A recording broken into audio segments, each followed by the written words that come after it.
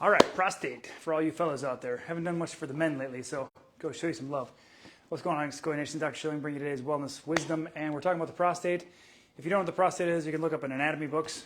Basically, it provides prostatic concretions, among other things, for the semen, and people that have swollen prostates tend to have issues with the urination.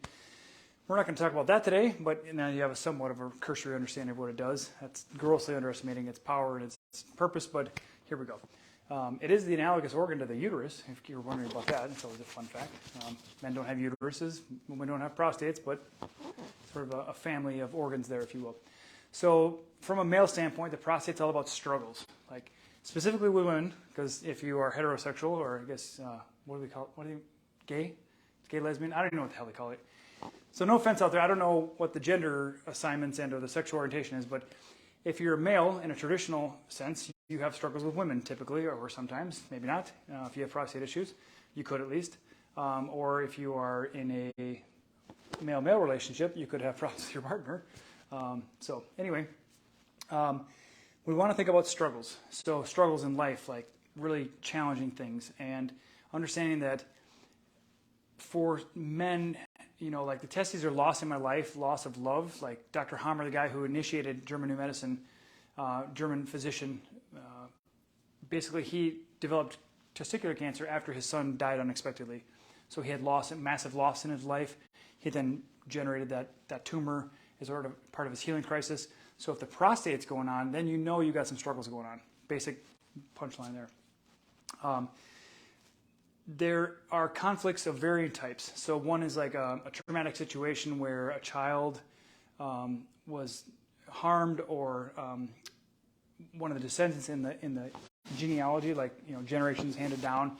There can be one of your descendants, one of your ancestors that gets injured in a traumatic fashion. That can then be written in the DNA as a trauma, and then can be expressed in different generations down the line. If you want to learn more about it, look up the Pottinger cats study, where Pottinger inflicted a genetic change and then watched how many generations. I think it was 3 generations for it to actually change the species. So this stuff, like you probably know it, you have your grandfather or grandmother's nose on your face, you just didn't know it. Maybe you do, great-grandmother. So you have their tendencies as well, tendencies toward anxiety, depression, gut microbiomes, prostate issues, uterine issues, all this stuff. So it's not like your DNA is your destiny. It's just like a predisposition that if you have a certain stress in life can be turned on or expressed, if you will. Genes are on or off, expressing or not expressing. So they don't determine your destiny, but the environment that triggers those genes and whatnot. Not to get too far into the weeds here. Anyway, some men have issues like with their sons. Like my son might not be able to give me descendants. So that like think about, you've probably seen movies where the king only has a daughter, or has one, like, was it Braveheart? Yeah, I think it was Braveheart, where the king had a son and he was pretty flamboyant, and suspected to have, he's with the stable boy, and then his wife, of course went off with Bruce, what was his name? It doesn't matter. If you haven't seen the movie, all right, get back on the track here. The point is, if your child can't give you descendants, that can create a conflict within your prostate if you're a male. Okay, we're back. So another one is like if you're in a marriage or in a committed relationship, and let's just say it doesn't have to be like this guy's 65, she's 35 kind of thing, but there's a conflict where the male feels like they're unable to keep up with the prowess or the sex drive of the younger, or not even the younger, but of their partner. That self-evaluation, that fear, that limitation can cause everything from prostate issues to impotence and things like that. There's psychological impotence and physical impotence, and all kinds of stuff like that.